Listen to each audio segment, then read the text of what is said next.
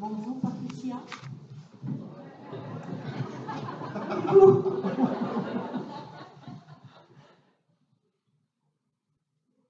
Micro. Alors voilà, oui, voilà. L'émotion monte. Je vous ai connu en 2014, oui, un an après le décès de mon papa. Et j'ai lu votre premier livre. J'ai lu le deuxième, j'ai lu le troisième, et je viens de lire le quatrième. Je voulais simplement vous dire merci. Grâce à vous, j'ai compris que je n'étais pas folle. Je suis arrivée à Lyon il y a un an, non, en juin. De la chaleur de Lyon. On était 6 et aujourd'hui on est 10. Je suis allée derrière moi. Bravo, merci. Et toutes les 10, on n'est pas folles. Ben, bravo en tout cas. Ben, merci à vous de le dire. Merci de le dire. Ça me fait plaisir. Je suis sur Facebook. À Chambéry, vous êtes au 19. J'espère que j'y serai. Alors, Chambéry, je crois que ça a été annulé. C'est ma maison d'édition qui a dû annuler, je ne sais pas pourquoi. La librairie, je n'ai pas eu les. Ça a été reporté. Chambéry est reporté. Voilà. C'est la seule date reportée. Et on se reverra. Ben, bien sûr, merci à vous, c'est très gentil. Merci. Merci.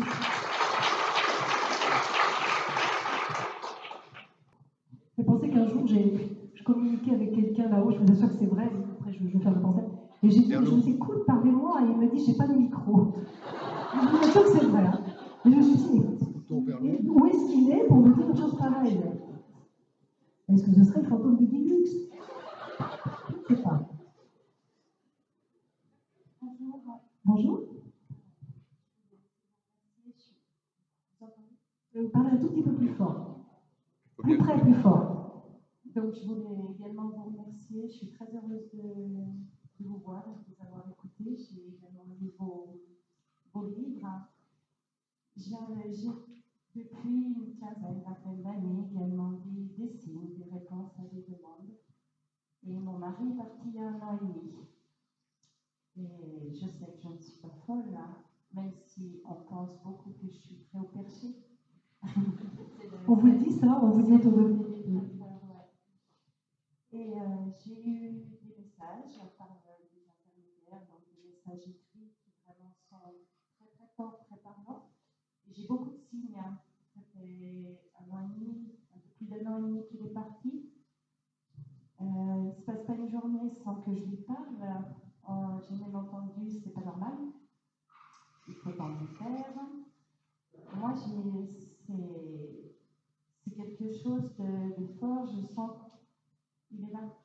Non, je vais vous dire quelque chose. C'est parce que vous dites, c'est pas normal. C'est vrai que tous les jours pendant 1 an, c'est pas normal. Mais il vient vous chercher. C'est pas vous qui allez chercher, c'est lui qui vient vous chercher. Oui, mais je sens pas ça. Eh bien, moi, je sens qu'il vient vous chercher tout le temps. Il vient vous parler. Comme il a fait. Oui, eh bien, exactement, c'est ce que j'allais vous dire. Il vient des habitudes. C'est que vous êtes hyper fusionnels tous les deux. Hein. Et donc, il a gardé cette habitude, vous aviez besoin de correspondre tout le temps, tout le temps, tout le temps, tout le temps. Et en fait, il est là. Oui, il est là. Et de toute façon, il ne vous lâche pas. Hein. Voilà, il ne vous lâche pas. Donc, il a besoin aussi, c'est curieux là, parce que c'est pas que vous ne le laissez pas partir, parce que lui, il a besoin que vous lui parliez. Oui, ma question, voilà, forcément, vous avez bien cerné. Ma question est, je sais qu'il est bien, qu'il découvre beaucoup, qu'il est bien. Et je ne voudrais pas le retenir en quoi que ce soit. Je sens qu'il me guide, qu'il nous guide, moi et mon fils, vraiment, par des choses, mais où je suis là, c'est pas possible. Si, je sais que c'est possible. Vous ne le retenez pas, hein, je vous dis, c'est lui qui vous retient. Qu'est-ce que je dois faire? Eh ben non, laissez, parce que c'est lui, il va partir au moment, ça va s'espacer, ça fait 1 an et demi, ça va s'espacer tout doucement, mais c'est lui qui a besoin. Là, je sens que c'est pas lui, il est hyper en demande. Mais comme il a toujours été avec vous, hein, il était super hyper en demande, il est toujours en hyper demande de vous, parce qu'il vous aime, lui, alors d'un amour profond et depuis longtemps. Ça a commencé tôt, cette histoire. Et en fait, il vous aime profondément, il a besoin de vous. Il partira tout doucement, vous ne faites rien, sinon, ne pas aller le chercher. Il vient vous chercher. Quand vous avez besoin de parler avec lui, c'est lui qui vient vous chercher, en fait, dans cette histoire. Et en fait, il faudra juste le laisser, quand vous allez sentir que c'est moins fort, ce besoin en vous, c'est que ce sera moins fort en lui. Le laisser partir tout doucement, mais il n'est pas encore prêt. Hein. J'ai ressenti dizaines de jours, la nuit en l'occurrence, je dormais profondément. Et il est venu me déposer un baiser, je l'ai senti. Ça m'a réveillée, j'ai même cru que c'était mon fils qui était venu. Oui, non, mais bien sûr, mais il est très très proche de vous. Non, mais là, c'est vraiment fusionnel. Hein. Non, là, c'est pas que vous ne le laissez pas partir, c'est lui qui a besoin de vous. Et il a besoin, pour l'instant, il faut le laisser parler. Il faut le laisser avoir besoin. Il vous donne beaucoup de messages, beaucoup de signes. Il a besoin de Il vous. m'aide beaucoup, il me guide beaucoup. Et j'ai l'impression qu'il est aussi en train de tirer des ficelles et qu'il est Oui, pour que tout se passe bien. Bien sûr, comme il l'a fait avant. Ça a toujours été comme ça, il n'y a aucune raison que ça change. Il continue après ce qu'ils ont fait avant, toujours. Et comme vous en êtes consciente et que vous le vivez comme ça, donc c'est beaucoup plus efficace. Parce que vous êtes reliés, en fait. Donc vous comprenez tout ce qu'il fait. Donc tous dénouent. Moi, je l'ai vécu la même chose avec mon mari. Donc, quand il dénouait tout au fur et à mesure devant, en disant, ben voilà, parce que tu sens. Mon mari, pendant 8 mois, il est venu me voir toutes les nuits pendant 8 mois après sa mort, parce qu'il me disait, je ne peux pas partir. Je disais, mais pourquoi tu pars pas? Il me dit, je ne peux pas partir, tu ne sais pas te débrouiller avec les papiers. Je me dis, extrêmement, je sens, ça durait 8 mois.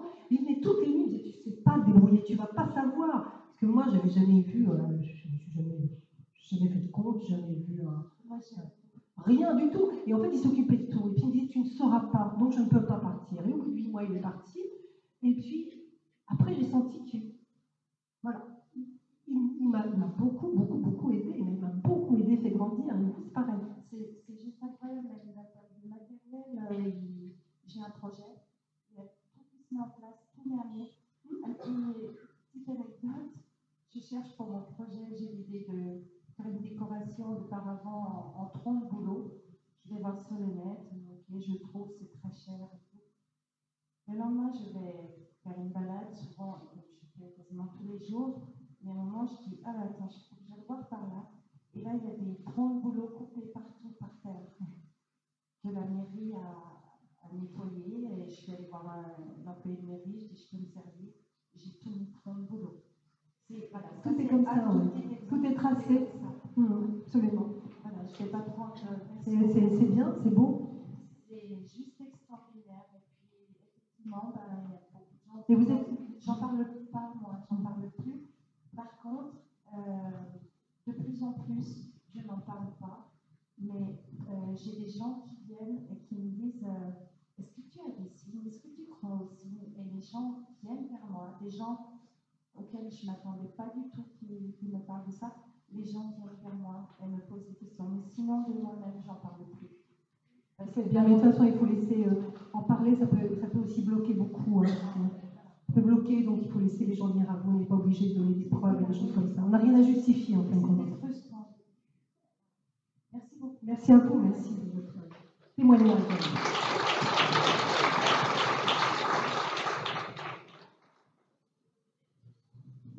Bonjour Patricia. Bonjour.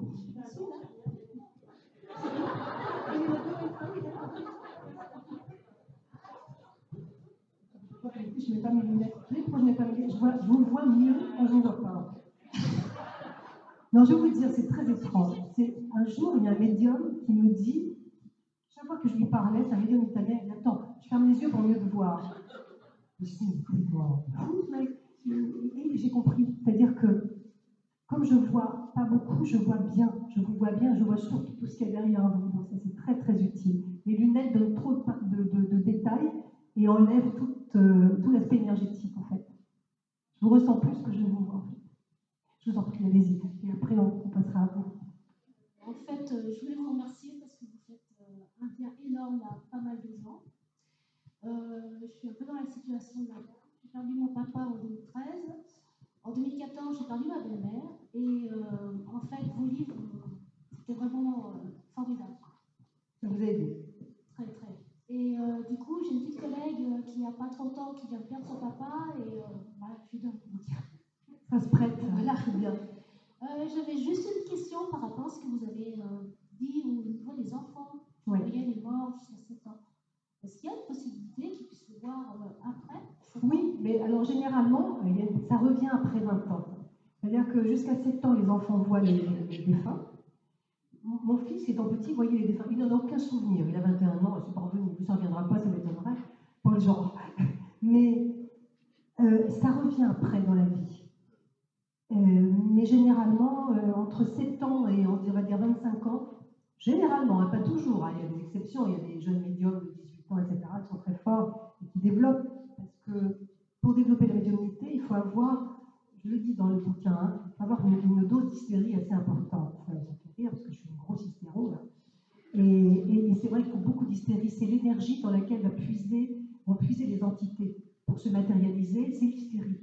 Freud, quand il soignait les hystériques, on disait hystérique, ça faisait un peu maladie honteuse, mais pas du tout, c'est une forme énergétique. Par exemple, les hystériques du temps de Freud faisaient tomber des pluies de pierre dans l'intérieur des maisons, il y avait des pluies de pierre, il y avait des tas de phénomènes de poltergeist, etc., par l'hystérie. Et en fait, l'hystérie est une force. Et c'est pour dire quoi, je dis ça, je ne sais pas. Je perds la boule. Oui, pour dire que les jeunes, effectivement, qui ont une dose d'hystérie, c'est pour ça qu'il y a beaucoup de filles, beaucoup plus de filles que de garçons, mais il y a des jeunes gens qui ont une hystérie plus développée et qui sont beaucoup plus sensibles et beaucoup plus médiums, en fait. C'est une hypersensibilité, l'hystérie. Et donc, oui, après, ça revient. Généralement, ça revient dans la vie, sauf quand on le refuse. Beaucoup le refusent. Ah oui, je me parle là, je m'entendais, je suis bizarre, je m'entends aussi. Allô? Bizarre, n'importe quoi. Oui, donc voilà. Après, c'est au choix de chacun, mais généralement, un enfant qui a vu revoit plus tard. Ouais. Mais s'il le veut, quelquefois, il le refuse inconsciemment. Est-ce que vous avez l'impression que les hommes sont moins réceptifs? Ah bah oui. Parce que... Ah non, il y en a. Il y en a. Les hystériques. Non, je veux dire, moins réceptifs Non, non. à ce que vous... Oui, bien vous sûr. essayez de faire passer Bien comme sûr. message. Voilà. Mais pour plusieurs raisons. Parce que d'abord, je suis une femme. Je pense que quelqu'un comme Stéphane Alix a beaucoup plus d'hommes qui viennent me voir, ou un médium a beaucoup plus d'hommes. Je suis une femme. Ensuite, je parle des morts. Beaucoup j'entends dire par des hommes, c'est des histoires de bonnes femmes. Donc il y a une espèce de mépris, oui, de machisme vis-à-vis de ça, parce que ça fait peur, parce que c'est une histoire de bonnes femmes, avec d'autres superstitions.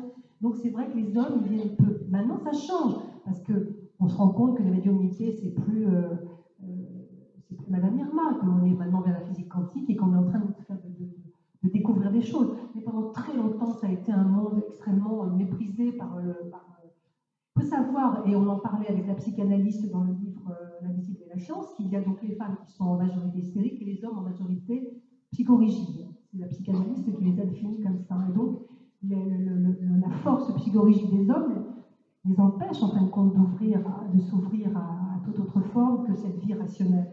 Sauf quelques-uns qui ouvrent des fenêtres et qui prouvent qu'il y a une ouverture d'esprit possible et qui font un chemin. Et ceux-là sont précieux. Là, je m'adresse à tous les messieurs qui sont là, vous êtes des hommes extrêmement précieux. Et j'espère que vos femmes s'en rendent compte. Mais c'est vrai que vous êtes les hommes, il y a beaucoup moins d'hommes que de femmes, et les hommes généralement sont des gens très intéressants parce qu'il y a une démarche, une ouverture d'esprit vers autre chose qui est vraiment qui donne une réflexion très très intéressante. Mais nous les femmes, on est beaucoup plus ouverts à ça effectivement par la force des choses. Merci et continuez à écrire. Merci, merci à vous, c'est gentil. Merci. On va passer à la dame là-bas qui voulait poser ta question. Oh, parlez bien près du micro. Voilà. Quand vous vous entendez là, c'est bon. Non, on ne vous entend pas. Parlez plus fort, vraiment. Faites comme moi, parlez fort. Oui.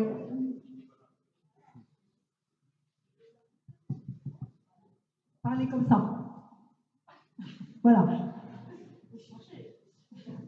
Voilà. J'ai lu tous vos livres et qui m'ont été que confirmation, qui m'ont aidé aussi à comprendre les choses et qui me renforçaient dans toutes les démarches que j'avais entreprises depuis les années 70 où j'ai perdu deux sœurs. Et donc tous vos livres m'ont accompagné jusqu'au dernier. Et ça fait à peu près un mois que j'essaye de vous joindre et que je n'y arrive pas. Et finalement. Je ne suis pas étonnée. Hein. Non, j'ai bien compris pourquoi. Mais voilà, j'ai eu des tas de petites Mercedes, moi aussi, qui m'ont conduit jusqu'à vous aujourd'hui. Il y a 2 jours, je ne savais pas encore vous passiez ici. Et d'ailleurs, quand je me suis pointée, vous avez un porte-à-trace de mon inscription. Donc, c'est vous dire. Alors, je remercie les Mercedes qui m'ont conduit jusqu'à vous. Merci. Et je vous mets sous courrier, je vous transmets sous courrier, qui est une lettre que j'ai écrite sur le D'accord, mais vous faites bien. De toute façon, je pense qu'après, pendant les dédicaces, j'invite tout à chacun de me remettre. Voilà, j'essaye par tous les moyens. Ben écoutez, oui. Voilà. Ouais. Je vous Mais remercie. oui, difficile à joindre en ce moment. Oui, je suis jamais à la maison en fait et je bosse toute la journée, donc c'est un peu compliqué. Voilà. Eh bien, vous y arrivez. Bravo. Détermination. Tenir bon.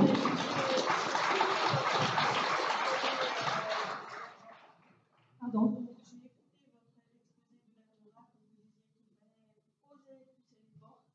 Oui. Oui, il faut pousser les portes. Merci. Hein.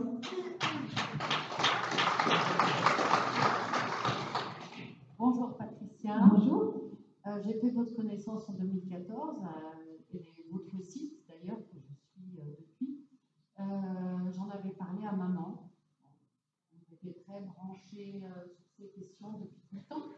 Et on avait parlé de vous, on savait que vous passiez à la radio, enfin on s'est un peu intéressé à vous comme un relais et un questionnement par rapport à nos croyances. Enfin, je dis croyances, c'est pas religieux, hein, c'est sur l'après. Maman est décédée début janvier brutalement. Et en fait, on s'était fait la promesse l'une et l'autre depuis tout le temps. On avait toujours dit, on y croyait, donc on s'était dit la première des deux qui part, téléphone à l'autre. Parce que nous, c'était pas le micro, c'était le téléphone. Et vous avez parlé des Madame Irma, tout ça. Donc, ma question, c'est sans Madame Irma, comment faire pour téléphoner à l'autre? Il n'y a pas de... Je pense que si votre maman essaie de vous joindre, et si elle arrive, elle parvient à vous joindre, vous savez, ça, les promesses qu'on se fait avant, c'est très compliqué à les tenir après. Parce que quand on se les fait, on est ici et maintenant. Quand on passe de l'autre côté, on est dans une autre dimension, on n'est vraiment plus du tout avec les mêmes repères et les mêmes sensations. On est soi. Donc on est plus là, du tout là-dedans et il y a beaucoup de choses qui passent à la trappe. En revanche, il y a un lien qui est toujours là avec votre maman. Elle est là. Maintenant, quand vous dites le coup de fil, c'est sous quelle forme? Oui, mais c'était parce qu'on s'appelait, Un coup de fil, oui. On s'appelait tous les 2 jours, voilà, et c'était, on se fera coucou après, quoi, ça s'arrêtera pas. C'est très compliqué pour eux de faire coucou et de. Oui. C'est très compliqué. On dit oui, il m'avait promis, mais c'est pas une promesse qu'on peut. Non, oui, on s'était promis par rapport à. Alors, soit vous allez avoir des signes, à mon avis, mais le problème c'est que vous les attendez, donc ils ne peuvent pas venir. Non, depuis que je vous lis, parce que j'ai lu vos bouquins, Ouais, il ne faut pas attendre les signes. J'ai lâché.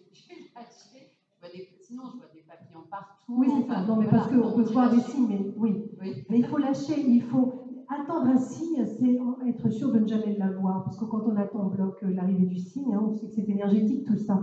On essaie de nous transmettre quelque chose et nous, on bloque l'arrivée en attendant. On attend, et l'attente, c'est une espèce de truc lourd, l'attente. Hein. On peut espérer quelque chose, c'est léger l'espoir, mais l'attente est lourde. Et donc on bloque toute arrivée. C'est au moment où vous n'attendrez pas et où vous ne penserez plus à ça que vous aurez le signe. Et le signe inattendu, le signe inespéré, le signe que vous attendiez depuis longtemps, c'est à ce moment-là que vous l'aurez. C'est pas avant, parce qu'avant, comme vous l'attendez, vous pouvez tout interpréter. Donc c'est pas bon. Il faut juste que vous viviez, et il y a un moment dans la vie où elle vous envoie le signe qu'on espérait. Le signe, on dit, oh, mince alors, si j'avais... Peut-être quelqu'un vous parlera de votre mère un jour en disant, médium, vous allez aller quelque part, dit votre maman est là, elle est comme ci, elle est comme ça, et elle vous dit ça. Ou bien ça sera quelque chose chez vous que vous ne pourrez pas nier comme étant un signe. Une trace sur une vitre, un cœur, et quelque chose de très élaboré, pas quelque chose d'approximatif. Le signe n'est pas approximatif, il est très élaboré. Il ne faut pas l'attendre. Parce que les médiums, quand vous parlez des médiums, pour vous, est-ce que ça peut être un canal comme un coup de fil? Est-ce que si je vais voir une médium, alors je ne sais comment, et que j'essaye d'établir le contact, il s'établira ou... Écoutez, vous faites après, c'est vous qui voyez ce que vous voulez faire. Mais le coup de fil, je te donnerai un coup de fil. Moi, tout dépend de ce qu'on appelle un coup de fil de l'autre côté. Là, c'était la première des deux qui part téléphone à l'autre. Téléphone. Alors, vous pensez au téléphone. Et puis, est-ce que ce sera le téléphone? Je ne pense pas. Ce sera quelque chose qui fera penser à un téléphone, mais qui ne sera pas un téléphone. Ok, merci. Mais ne l'attendez pas, il viendra sans Ça, attendre. j'ai compris qu'il ne faut pas attendre. Merci.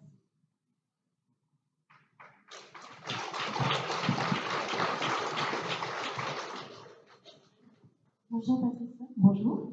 C'est la première fois que je vous vois et que je vous entends.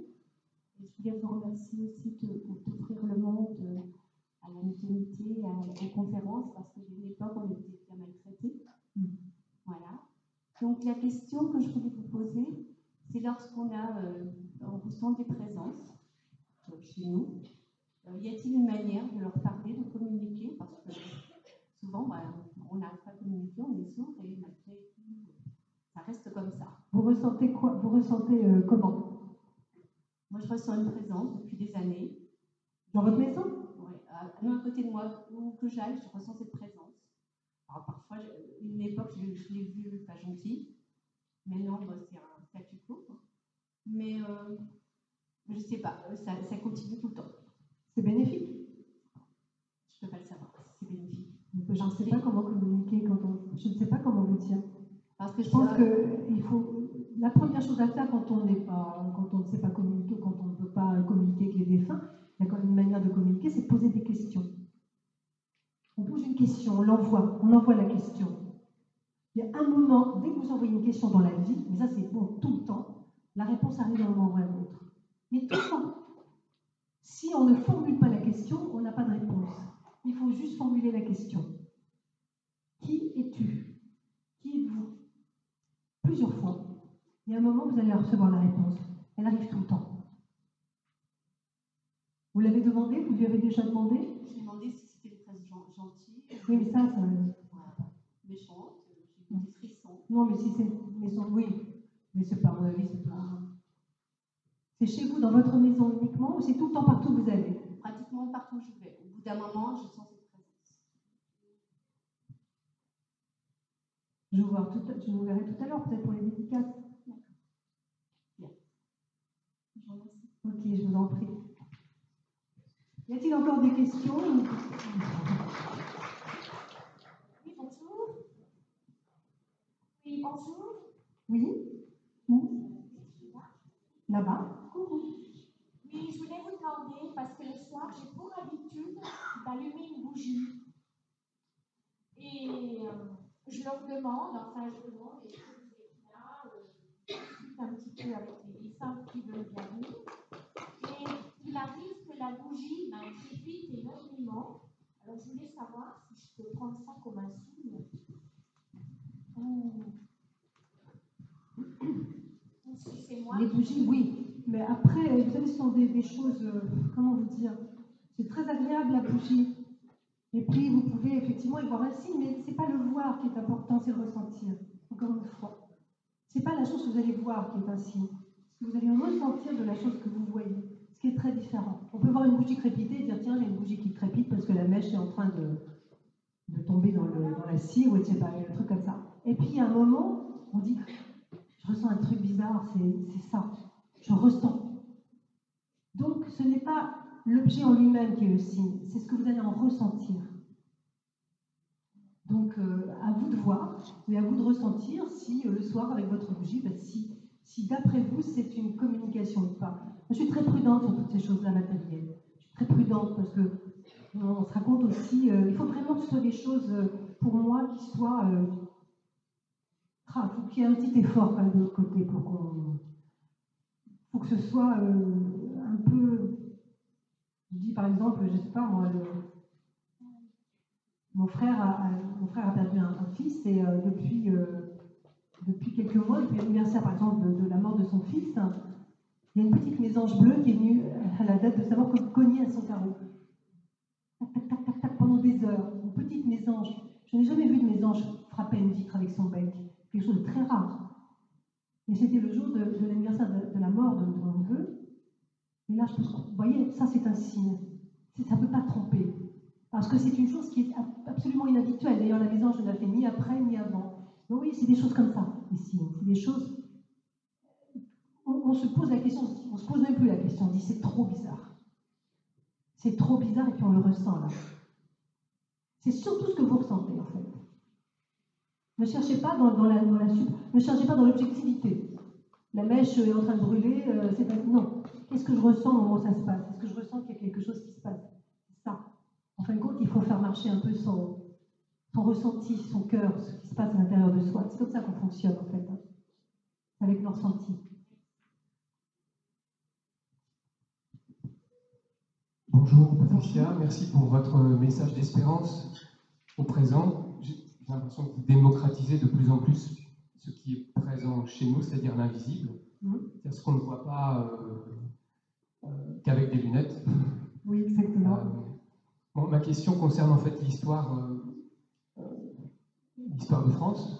Oui. Vous avez évoqué tout à l'heure la capacité qu'on avait à, comment dirais-je, à se tourner vers la vérité. Vous avez parlé de Napoléon très rapidement.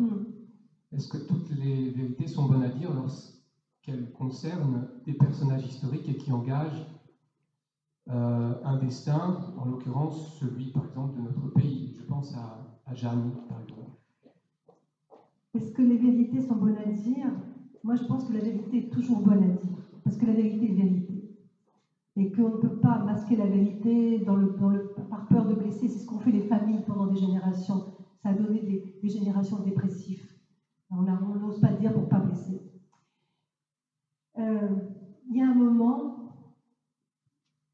dans la vie où quelqu'un un jour est venu me voir et un monsieur m'a dit, mais comment osez-vous dire que Jeanne d'Arc n'est pas morte sur le bûcher et que tout ça est une histoire de Charles VII?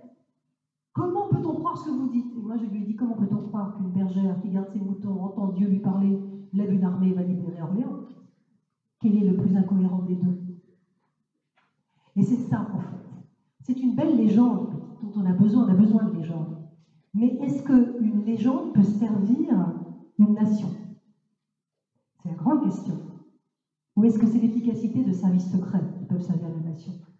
C'est la grande question qu'on peut se poser. En dévoilant l'efficacité des services secrets de Charles VII, ou de l'époque, ça ne s'appelait pas des services secrets, est-ce que c'est pas là et qui va permettre de choisir un roi pour la France et non pas deux, comme il y avait auparavant? Est-ce que c'est pas ça qui est plus important à savoir? C'est l'intelligence d'une royauté qui a permis de jouer un espèce de complot ou de machinerie qui a permis d'établir un seul roi pour la France. Est-ce que c'est pas plus efficace que la bergère qui entend Dieu et qui part à cheval délivrer Orléans en levant une armée, comme si une bergère allait voir le roi de France et disait hey, je veux une armée, d'accord, tout de suite, la voilà. C'est ça, moi, qui me perturbe beaucoup. En fin de compte, qu'est-ce qui est plus valable? C'est la vérité ou c'est la légende? Après, chacun choisit ce qu'il veut croire. Peut-être que la légende, pour certains, est plus forte. Alors, pour qu'elle ne soit pas morte sur un bûcher, moi j'en suis convaincu. Néanmoins, est-ce qu'il y a un temps qui permet justement à cette vérité d'arriver au grand jour? C'est-à-dire qu'aujourd'hui, quand on dit Jeanne d'Arc n'est pas morte sur un bûcher, même si on a des capacités à voir l'invisible, à croire en cet invisible, à le vivre, on a quand même notre formation, notre éducation, nos livres d'histoire, qui quand même, au niveau de notre mental, bloquent énormément justement cette capacité à regarder la vérité en face. Il y a quand même des historiens qui le disent aujourd'hui. Et donc, ce qui est formidable, c'est qu'il y a des historiens qui commencent à dire ben oui, finalement, on n'a pas tellement, en regardant les minutes du procès, on n'a pas tellement de preuves qu'elle est morte sur le bûcher. Et puis, cette fille qui est arrivée sur le bûcher, elle avait une cagoule jusque-là, personne ne l'a jamais vue. C'est tellement facile, hein. Jeanne, on n'a jamais vu le visage de Jeanne. Donc, et puis, on sait très bien l'efficacité de Charles VII à l'époque et de sa belle-mère pour chasser les Anglais. Donc je pense que oui, bien sûr qu'on a notre éducation qui nous retient. Bien sûr que, mais est-ce qu'il ne faut pas faire pour l'invisible? Je disais tout à l'heure, faisons un pas au-delà de l'éducation et de notre formation qui, aujourd'hui, au XXIe siècle, n'est plus suffisante. Et bien faisons un pas aussi au-delà de l'histoire pour essayer de découvrir les vérités qui peut-être nous apporteront beaucoup plus et seront beaucoup plus admirables que celles qu'on nous a assénées depuis des années. Les belles légendes. Est-ce que la vérité dépend aussi de cette autorisation que nous donneraient les défunts? Voilà. Oui, tout à fait.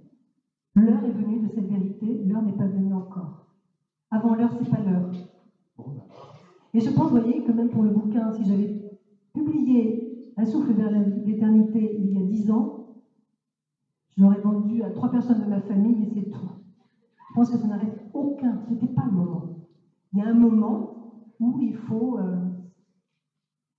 franchir. L'histoire de Napoléon, c'est pareil. L'histoire de Napoléon, que je ne raconte pas tout dans le livre, parce qu'elle a duré 6 mois, l'histoire de Napoléon avec la famille Bonaparte. Ça a même été une procédure judiciaire, pour tout vous dire. Je voulais que je vous raconte 2 secondes comment c'est. Oui, voilà. Donc c'était en 2006, je reçois un message me disant tu vas être en contact avec Napoléon Ier. Inutile de vous dire, genre de message qu'on prend avec énormément de distance et de discernement. Et puis le message me donne la date et l'heure. Et donc ce soir-là, c'était un soir à 22h.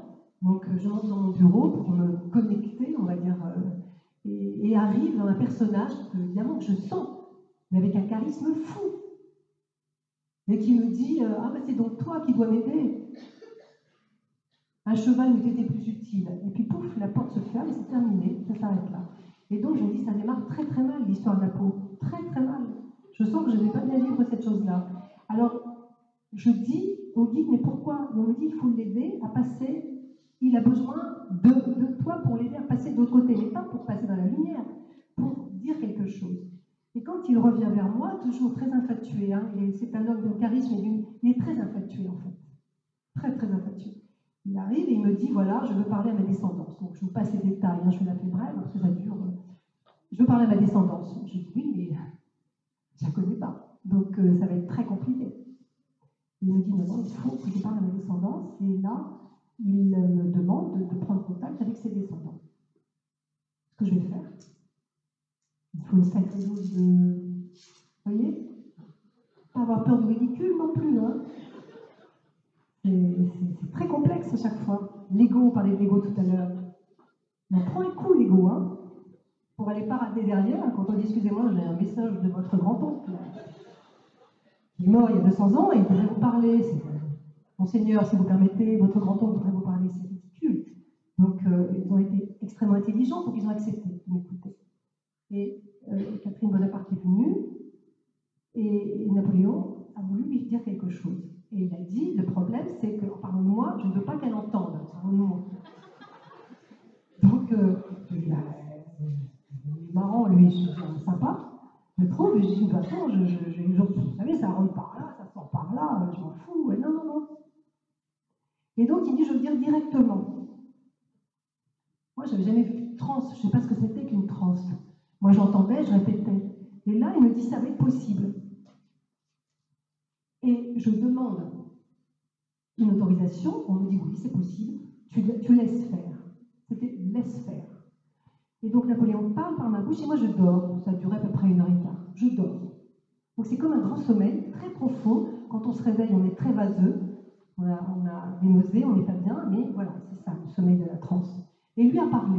Et quand je me réveille, donc la princesse Catherine me dit « Oh mon Dieu, c'est terrible, et j'ai parlé avec mon grand-oncle. Donc je vais appeler mon frère, il faut absolument qu'il vienne. » Elle téléphone à son frère, quelques temps après, je vous passe encore les détails, j'ai fait bref. Quelques temps après, il vient, et il me dit, non, le prince Napoléon a autre chose à faire que de venir en Berry écouter les délires des médias. Donc il me dit, bon, moi, je la fais bref, qu'est-ce que c'est que cette histoire? Et Napoléon redemande à lui parler directement. Et là, il lui dit, où est la chevalière que j'ai fait faire pour la famille? Il lui décrit la chevalière, il lui dit exactement comment elle est faite, et puis il lui dit, donc le prince répond qu'il n'a pas cette chevalière, qu'il ne l'a jamais connue, qu'il ne comprend pas du tout de quoi il veut parler, et l'autre lui dit, trouve-la, et on reprend contact. 4 jours après, il la trouve dans un legs en Suisse. Il trouve la chevalière qu'il porte à son doigt, et il revient. Et donc ça va durer 6 mois. Napoléon demande que soit ouvert le tombeau des Invalides. Et que cette vérité, de le savoir ici, alors qu'il n'est jamais rentré de Sainte-Hélène, le perturbe.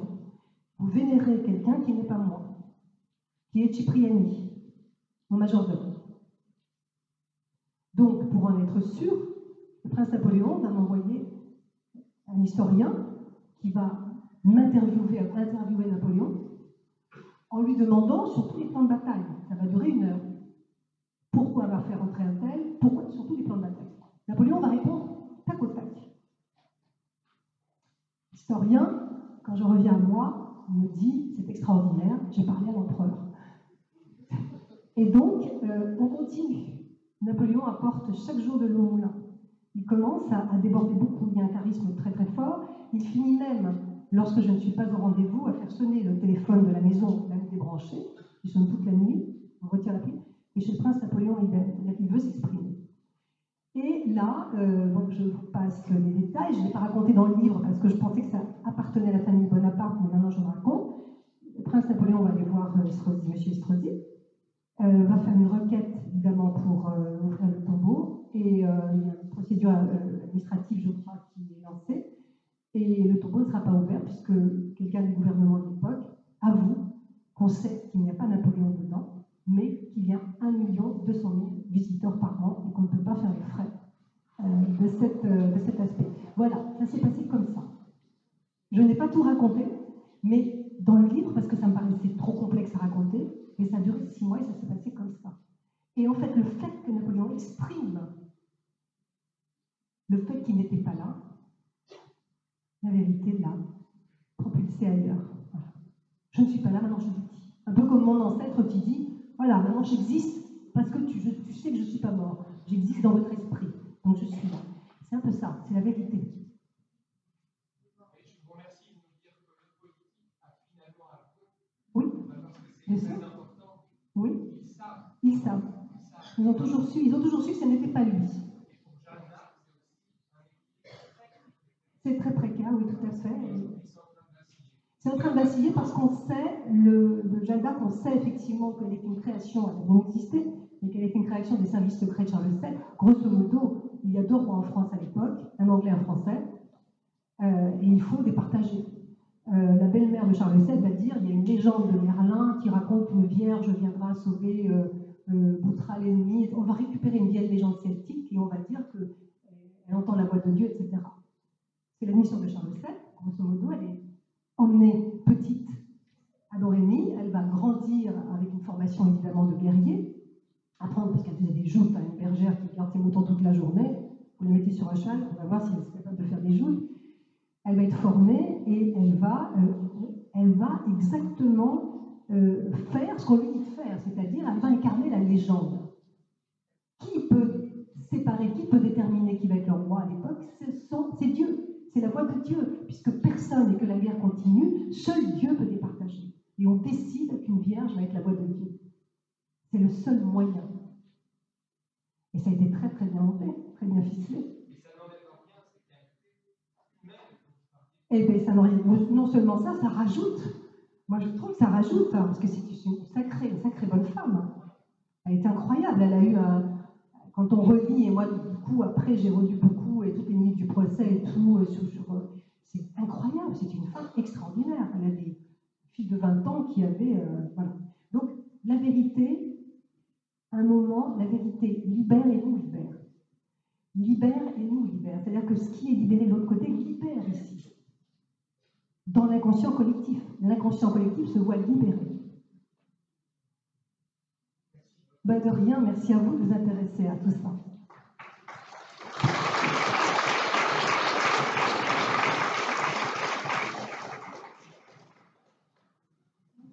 Bonjour.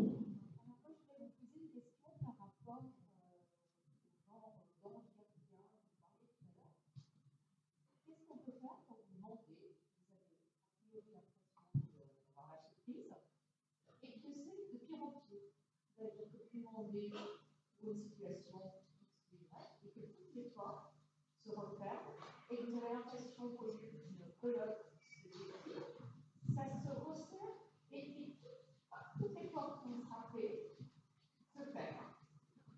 Parce que vous n'allez pas dans le bon sens, ça ne vient pas de votre ange gardien. C'est-à-dire que quand tout se resserre et que tout part à l'envers, c'est qu'on prend exactement la direction opposée de la direction qu'on doit prendre. C'est-à-dire que ça ne vient pas de la non-action. Ça veut dire qu'il ne peut pas agir tant que vous n'avez pas agi dans la direction opposée.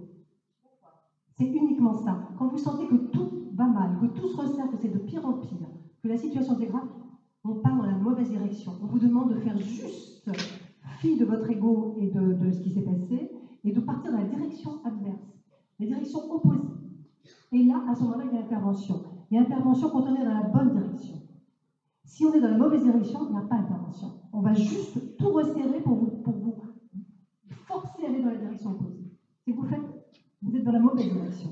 Il faut certainement agir d'une autre façon et y réfléchir. Réfléchir comment agir, comment lâcher, parce que vous êtes en train certainement de cristalliser quelque chose et vous ne lâchez plus. Vous ne lâchez plus. Donc tout se resserre. Il faut lâcher. Il y a un moment, il faut lâcher quelque chose. Alors quoi, je ne sais pas votre situation, mais réfléchissez quand ça va comme ça, si vous allez dans la mauvaise direction. Et donc on ne vous aidera pas, on vous aidera uniquement s'il y a une action dans la bonne direction. Alors là, on va vous pousser. Si vous êtes dans la bonne direction, on vous aidera. Si vous êtes dans la mauvaise, on vous forcera à aller de l'autre côté. Je vous en prie.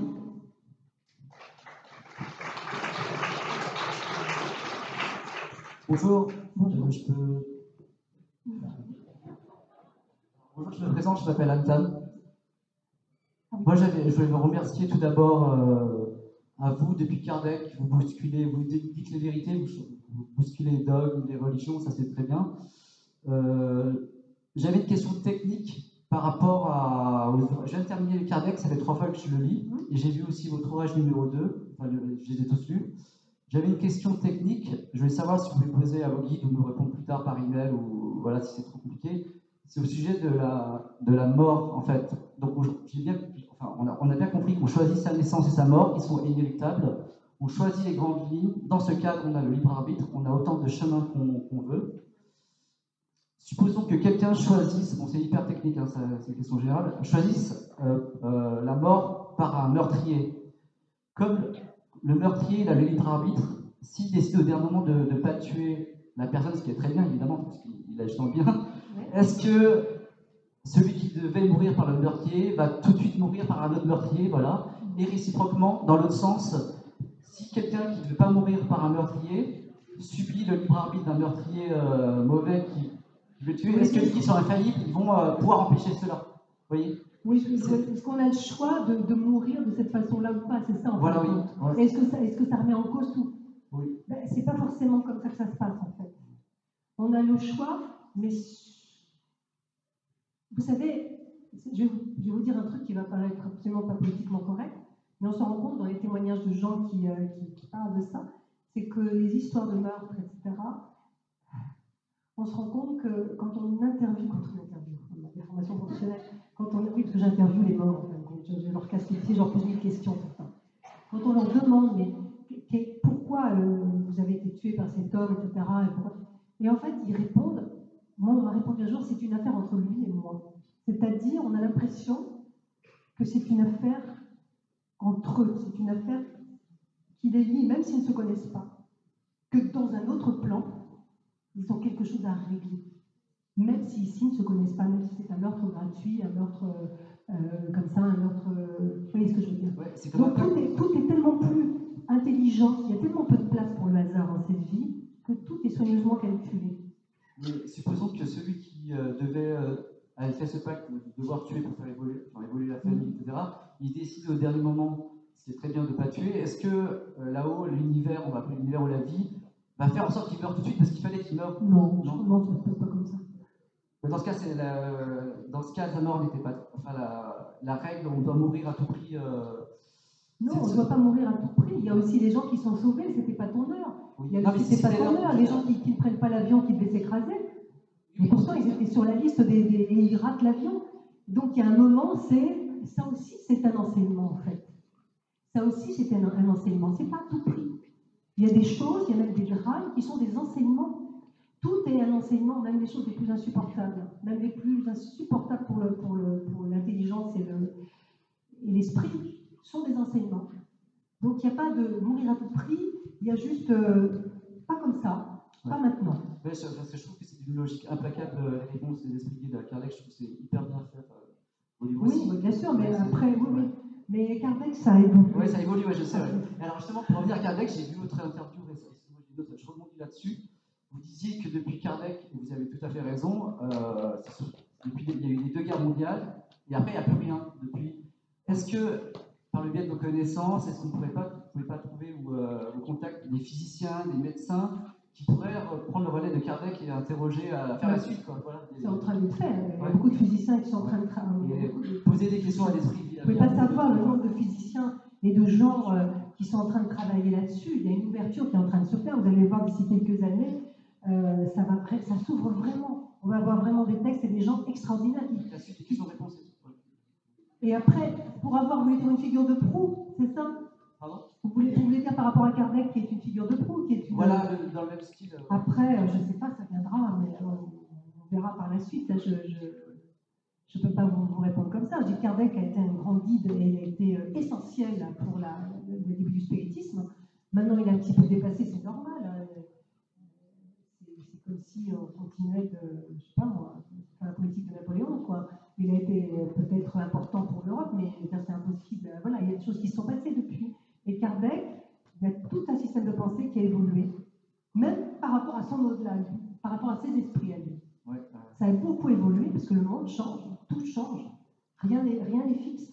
Tout évolue tout le temps. Et même de l'autre côté, on évolue sans cesse, comme ici.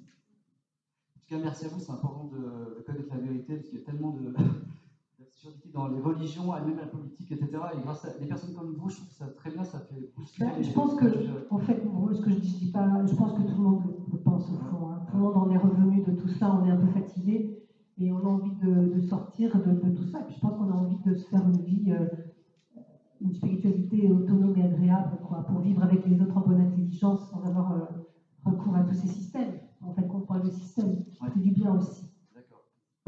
Voilà. Là, merci beaucoup. Merci à vous.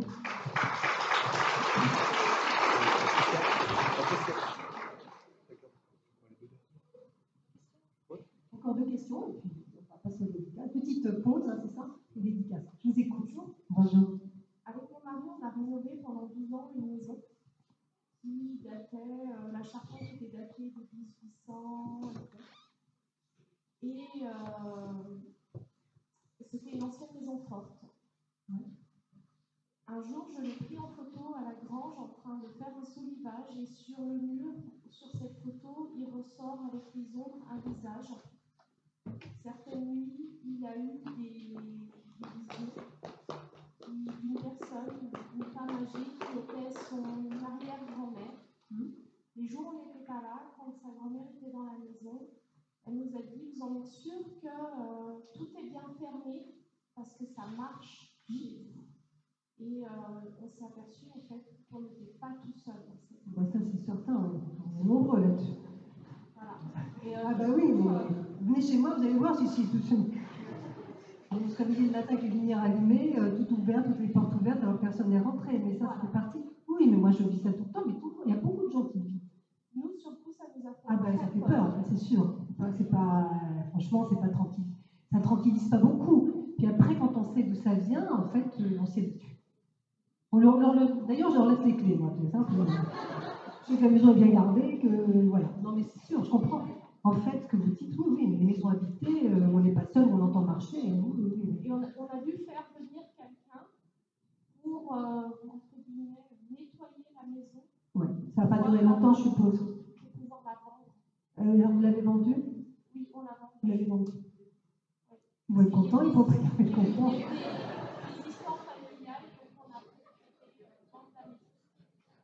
Ah oui, moi j'ai une maison hantée. Alors, moi, la petite maison que j'ai achetée, alors il y a un galon romain dedans qui ne peut pas partir.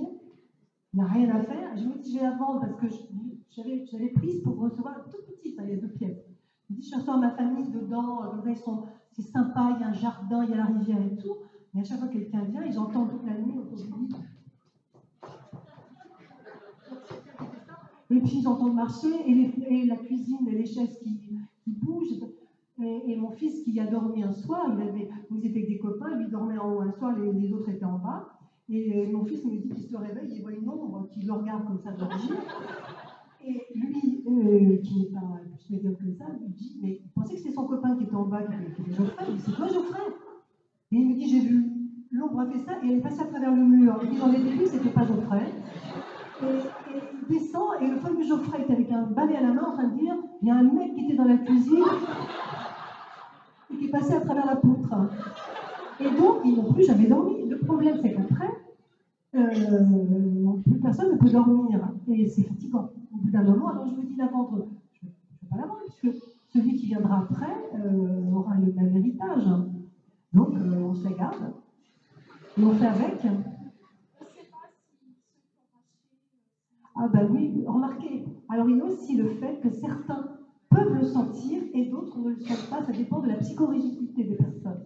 Voilà, mon mari le ressentait énormément, moi pas du tout. Ah ben excusez-moi, alors j'ai rien dit.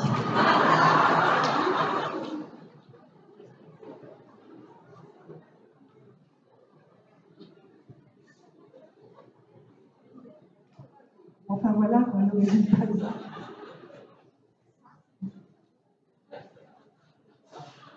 Et voilà. Encore une question ou... Sur le compte de la gauche. Oui, bon, je ne sais pas si on m'entend. Oui, bonjour. C'est la première fois que je viens. J'ai lu votre dernier livre et c'est vrai que ça m'a beaucoup aidé. Voilà, moi j'ai une question. Est-ce qu'on peut recevoir un message d'une personne de chair qu'on a perdue il y a des années par le biais d'un enfant? Ah oui. Ah ben oui, bah, l'enfant, c'est un... Oui, bien sûr. Voilà, Comment? Ah là là, ben, comment? C'est un vecteur formidable. Parce que je me demande si c'est dans ma tête, en fait. Voilà, j'ai perdu un petit frère à l'âge de 4 ans, en 72, de qui j'étais très proche.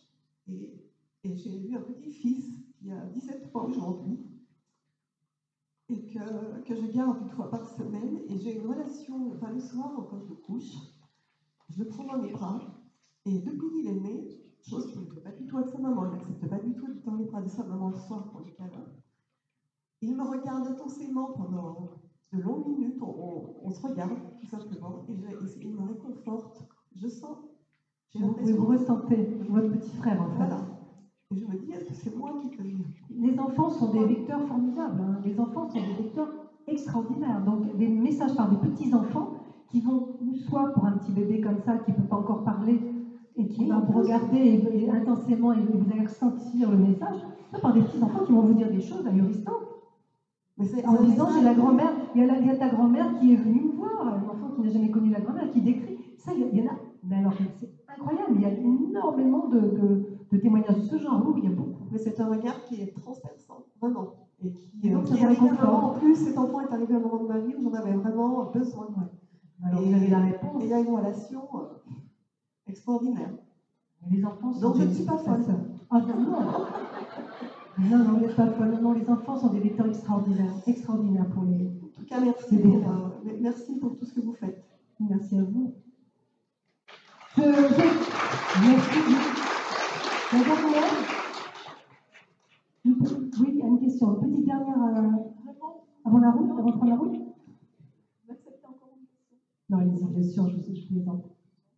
Allez-y, je vous écoute.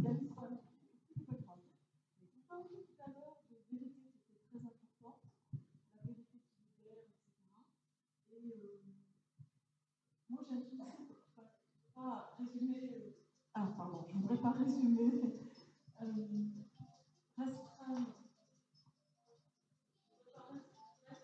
Ah, là, c'est pire, là, on n'a plus rien. Là, on a la malédiction du micro, là. Il faut lui répondre, hein, parce que là, à celui qui appelle. Là. Allô? Donc, je ne voudrais pas restreindre à un problème personnel, mais justement, quand la vérité ne nous est pas donnée malgré les efforts qu'on a fait pour comment ça se fait qu'une vérité peut être cachée? Dans quel sens? Je ne comprends pas. Une famille, bah, c'est les gens qui la cachent parce que ça fait honte. Non, justement, mais j'ai demandé à différents médiums. Ah non, mais les médiums ne vous révéleront pas ce que votre famille vous a caché.